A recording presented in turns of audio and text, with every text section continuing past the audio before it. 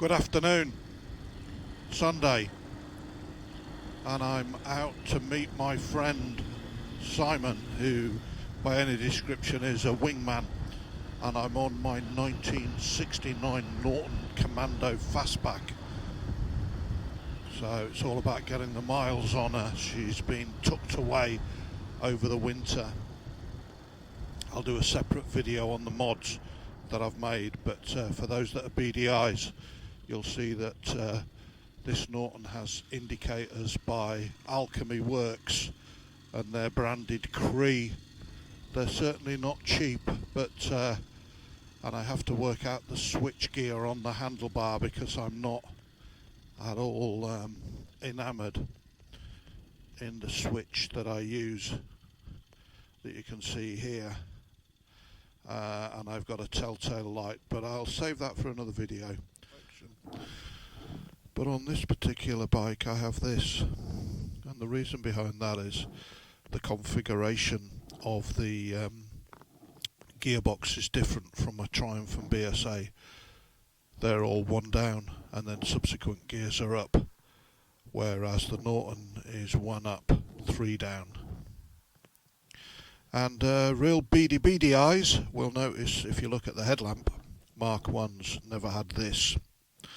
And when I fitted the Alchemy Cree indicators, I actually realised that Mr. Numbnuts here needed the telltale warning that I was actually using indicators. And I noticed that there was a particular year Triumph headlight had the same headlamp shell with the switch and the ammeter and the high beam warning light, but with the telltale. So this is actually, all intent and purposes, identical headlamp shell, but fitted to a Triumph typically, and I fitted it to my Norton and covered my Norton original head shell in generous amounts of ACF 50, and for anybody who eventually buys this machine from me, I will give them all the original parts. The same goes for the pea shooters. The Fastback didn't have pea shooters, but I've got Andover header pipes and Andover pea shooters and all the carry gear, which is effectively isolastic plates, rubber bushed bolts that fit onto what we call in the Norton world a Z plate. But yeah, come on Simon, you're late. Here he comes, Simon on his later year Norton, and again for the beady-eyed people, he's got an Alton electric start fitted, which is certainly a consideration. How are you doing? Phone's connected. Hello, mate. Can you hear me? That should be interesting watching then. I think so, because it brings, a travel dialogue blog with professional footage. You're not getting shaken around by GoPros like mine. They've got camera vans and camera teams, and they've got two motorcyclists following them. With cameras, as well as a camera team in two support vehicles behind them. Yeah. So it's quite a swish affair. It makes me quite envious. When I was watching it, I was like, bloody hell, they've thrown some resources at it, you know. Yeah, that's right. Yeah, there's big cost on that. Oh, yeah. Beyond cost. Noise. Well, there is, because what I did, I used multiple layers of... You used to put layers of newspaper, didn't you? Do you know that I'm taping this? Of course you do. I used camping mat, you know, the blue mat, the high density foam. Yeah. And don't forget... What are you going to do when you go camping this year then? I'm going to fucking use Airbnb, mate. It's funny you said that. I was talking to somebody today about putting the panniers on. Yeah. And they went, why? Why would you? Why, Dave? They were quite derogatory about my financial status. I said, Dave, you don't need to camp. You could buy a bloody hotel. But, I think, I can't explain it. It's the rawness of packing it all on a bike. Yeah, no, I can understand that. I don't know. It's a bit primitive, isn't it? I don't know. Yeah. But, as I pointed out to little Miss Bloody Gobby, that I could just actually put my panniers on with my overnight stuff in it. Yeah. Do you know what I mean? Yeah, yeah. And then I've met the system halfway, haven't I?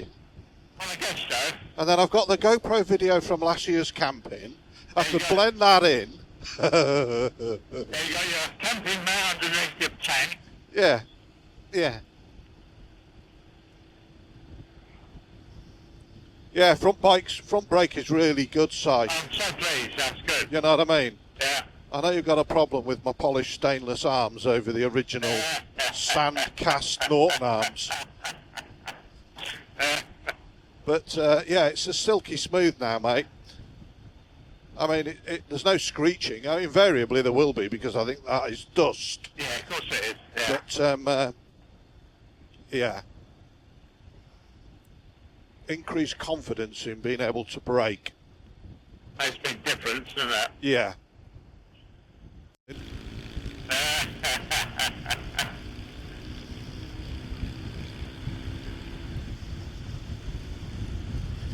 Eddie, Trudy's husband, was telling me what he had to do with his bike test. There's no way I'd pass a bike test these days, I think, Si. Oh, no, absolutely. Do you know what I mean? Isn't it? No wonder the youngsters are... Not fair at all, is it? No. No.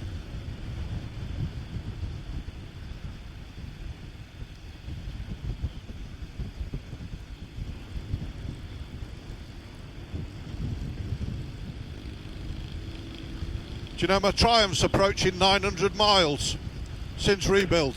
Is it? Oh, Yeah. brilliant. You know. Brilliant to get good mileage on it like that, Dave, after a Innit, rebuild. mate? Innit? Yeah. I don't It think... just gives you confidence, doesn't it? You jump on it. Well, yeah, it does. I think equally, it... I don't know, mate. I just was burnt with the Triumph, wasn't I? Yeah, of course you were. Yeah. When I sat down and worked, look. The thing is, this is my logic, Si, and help me out. Because I've grown to like the Triumph, and because I'm financially in deficit with what I'm owed against what it's worth. Yeah. But I'm very fortunate financially, as a lot of people realise, okay? So it doesn't really come into play. Yeah, But it doesn't hurt you that way, but yeah. hear me out here. So mine's a late October 69 engine. And what's the difference? The difference is on the timing side on my engine. With it being late 1969, I can fit an electric start to this Norton. Yeah. And what you'll see by people like Alton and others, because there's several available, is they'll say from 70 onwards. But I've effectively got a 70 casting. Yeah, of course, yeah. Label 69. Yeah. But I can fit an electric start. Yeah. And that's what us old duffers struggle with on classic English Yeah, motorcycles. of course it is, absolutely. So, thinking out aloud here, and with the simplicity of a separate gearbox and engine, Yeah. and the ability to fit an electric start, why would I not fit an electric start to this if I decided to keep this? Yeah, if it was a keeper and it worked for you. And then why would I not? why wouldn't you make it easy for yourself? The only problem I've had ever with this bike is the cylinder head gasket. Where you going, Si? We're going to the pub. I thought we were going to the Oh, Green Man. Green Man. Sorry, we are. I do beg your pardon. That's right. Why would I get rid of it over the Triumph? Yeah. Do you know what I mean? Yeah, where the Triumph's not going to give you that No. sustainability in the No. same way, is it? So you can fit an electric start, but it's the same price as the Norton electric start. Yeah. And the bikes are a world apart. Yeah, absolutely. I nearly came on the Norton, but conscious I'd been riding all morning before I met you, I thought, actually, the Norton will give me an easier ride. Yeah. Not that there is easier rides with English classic motorcycles, but it's an easier ride on a Norton than it is with a Triumph. Yeah.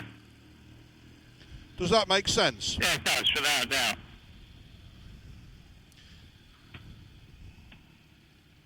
One hole in the middle of the road, Dave. Bloody hell, I've just hit it, mate. I'm in it. Okay. There There was a driving instructor giving somebody a hill start out of that bloody pothole. Now, this is a nice road. Do you mind if I lead here? This isn't new gravel. It's a lovely road, mate.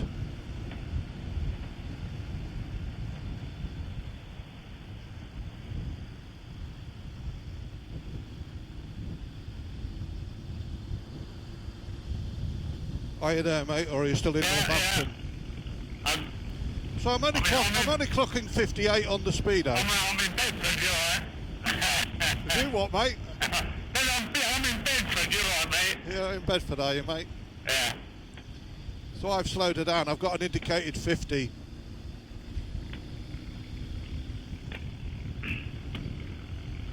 I had to have a word with Trudy, because I said, when I come on this road today, do not try to keep up with me. Yeah. And she bloody did, mate. She said, Poor old Eddie was 10 minutes behind us. Well, she said, I'm not going to keep up with you, I'm going to overtake you. Yeah, right. That would bring the fucking race boy back. Dear. Oh dear, have you dropped your bag up here? Have you been through here earlier on your way to Wicks? Right, I'm backing off. Yeah, so not tonight. Ooh. Bad hole, Si, bad hole. Yeah. Can you see my indicator working all right? Oh, Yeah, shit. that's lovely, mate. Beautiful. You mean these Chinese ones? Yeah, it must have been recommended by somebody well now. Yeah, he's got a fucking bike with no fucking front brake on that. It's fucking cobbled together out of fucking gravel, mate. Scrappy fucking bits.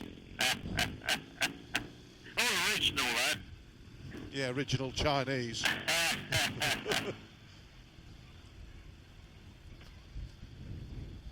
Okay, so we're on our way to Leighton Bromswold, the Green Man. This is a nice road. You've got to be careful. There's horses on your left. Oh, yeah. Horses, a sewer farm and a horse field here. And I have been caught out by horse riders, you know. And some of those horses can be quite skittish, can't they? Yeah. And you get it as well, don't you? Oh, yeah.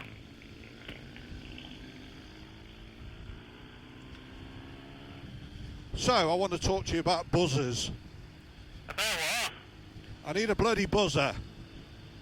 What for? My bloody indicators. What, as well as your indicator light? Yeah, you know me Lucas telltale light in the headlamp shell? Yeah. I need a buzzer. Why? Can you see the light flashing? Nah. Well, I can. But whether I put them in those American cups... Did you get them? Have you got an LED one? Yeah, I believe Or they're did you LED. did you get that cheap sort Here of, we go. Old Insult type, ticket. You know what? analog lamp light. Analog lamp light. Yeah. Hey, I tell you what, mate, it won't be long before we pay a premium for analog bulbs, will it? No. Somebody will work a tax out on them. At least we haven't got carbide light. Bloody hell. I've got to go see Pete the Pipe. I bought him a GoPro clone and a mounting kit, accessory kit, to thank him for. Do it? Yeah, and I've got to go teach him how to use it. Turning right here, mate. Did you hear me? Turning right. Yeah. No pub tables free. Going along the front of the cars, mate. Going to the end pub table. Bit deep, bit deep, bit deep.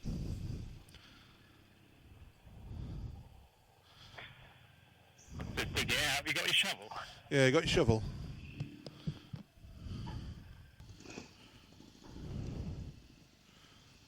Okay, my friend. You're going through the middle. Yeah, I can scratch both cars then. Yeah, don't fall off, whatever you do. After you, mate. What a beautiful evening.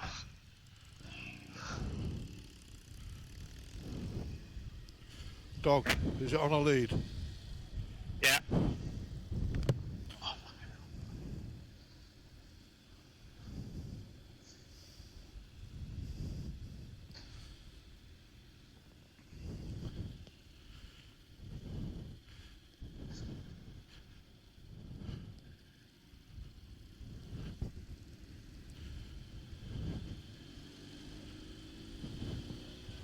I'm not going to be a really old man and tell you the story about the pheasant hitting the bike and then the head coming off in the pub car park and it wandering round and everybody was having Sunday lunch. That must have been 20 odd year ago.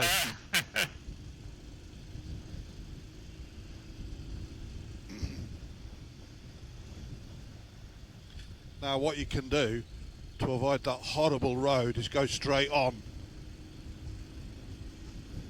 So which way are we going? Straight on? Straight on, my friend. Yeah, okay. Bad road in the middle, Dave. Oh, cheers, mate. Trouble is, you're about 12 seconds fucking late. I've only just seen it, I saw it and all that. Yeah, keep going, my friend. Slowly we hook to the right on these better roads. Can you believe that these, I'm actually saying, are better roads? Better roads than what? Well, this takes us to the Hamerton Road, you see. Yeah. Well, do you not remember how badly, if you turned right, how badly potholed that is?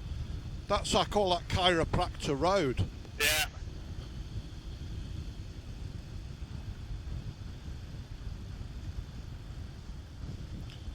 I mean, we're doing 50. We can't do 50 on that other road. This one works its way through an S-bend through a farmyard. You'll recognise it. We end up in a farmyard, did you say? No, you go through a farmyard. On a serious note, be careful dogs are not loose in the farmyard. Okay. You'll I'm on the road here, Dave. Oh, bloody hell, yeah. It's like you did that last time you came along here after that Sunday lunch. Oh, bloody hell. Right, here we go. Be careful there's no dogs loose. Thought I was joking you. And it climbs up and bends left.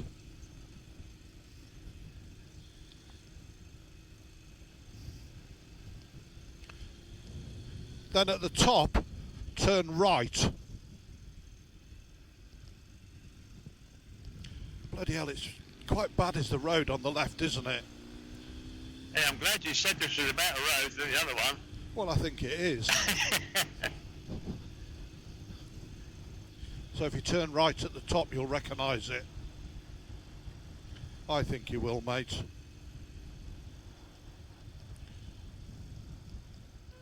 Oh. That bloody horn. There you go. Do you recognise it, mate? And then, what, and then straight on, or left? I'm ever so sorry, that's the limit of my... You don't know. Left, then left, and that, or? No. Straight on. Straight on. Buckworth, Alconbury, Western. That's it, mate. Straight on for 4 miles. I thought that road was okay, Si. Yeah, that wasn't too bad, apart from that trench that we went through and sort of got both foot pegs grounded on the ground. Did you have the wife on the back last time you come through? Right, watch yourself here. There's a bad bend bending left. Okay, thank Bend you. on a bend, mate.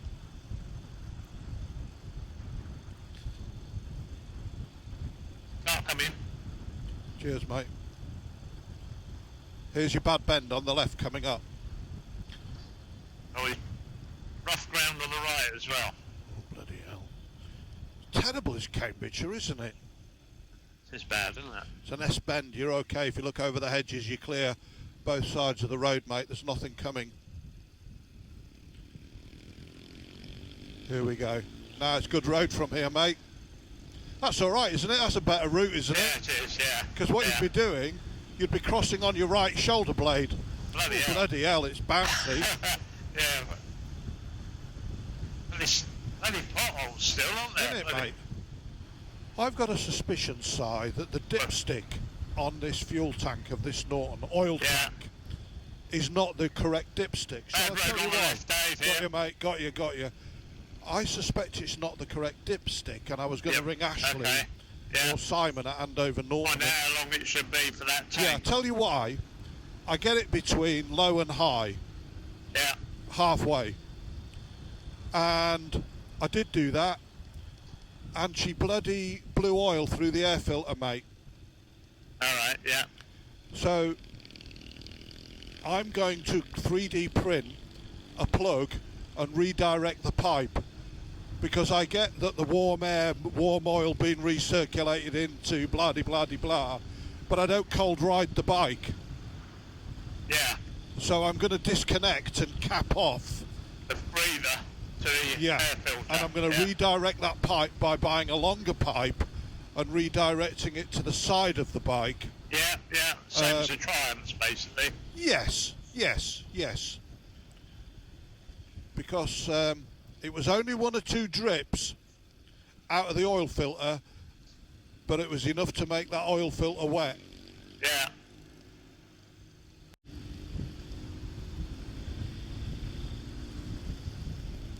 So how long do I reckon the change should last? How many thousand miles then? About 300 mile with me. No, I don't know, mate. I don't know. Google it. No, because you'll end up with some fucking horrible disease. You let me know how you get on. No.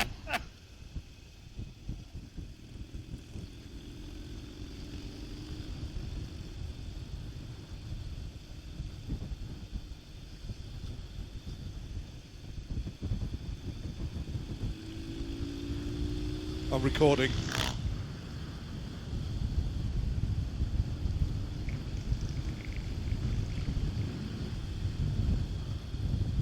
I wonder how many people go straight over, mate, on this last bend. Oh, the amount of cars I've seen there. Do you know, this sign here? Not just at night, and not just in the winter. Really? But in summer. Oh, really? There was one in there a few weeks ago. Really? Yeah. Do they just misjudge it, like? Yeah. Or overestimate their skill set? Well, I think so, and I think you sort of go through those sort of bends, but of course those... Yeah. And suddenly you get that... Right, mate, I'll let you come past me.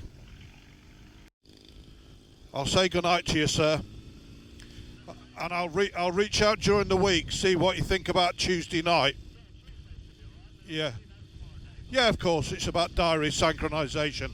I'll send you those property details. See you later, mate. Bye. Okay. Simon's we're making our way home for dinner. I will have crossed 140 miles on this Norton today. I don't know, that's bad going for the old girl. But I've started to wear earplugs because I've got a tinnitus in my ears. Maybe it's too late. But this helmet, unlike my Arais, is a noisy helmet. The only problem is, and I'm interested in your comments, is when you're wearing earplugs, I can't hear the engine. You know, and I judge, like most guys I reckon, judge the engine change not by the revs, but by the exhaust note. But I'm having to sort of, I know it sounds stupid, feel the engine through my body, my legs on the foot pegs, and work out my gear shifting.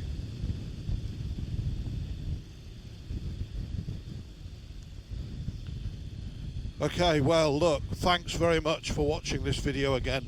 Please consider hitting the like and subscribe button. Ride safe, everybody.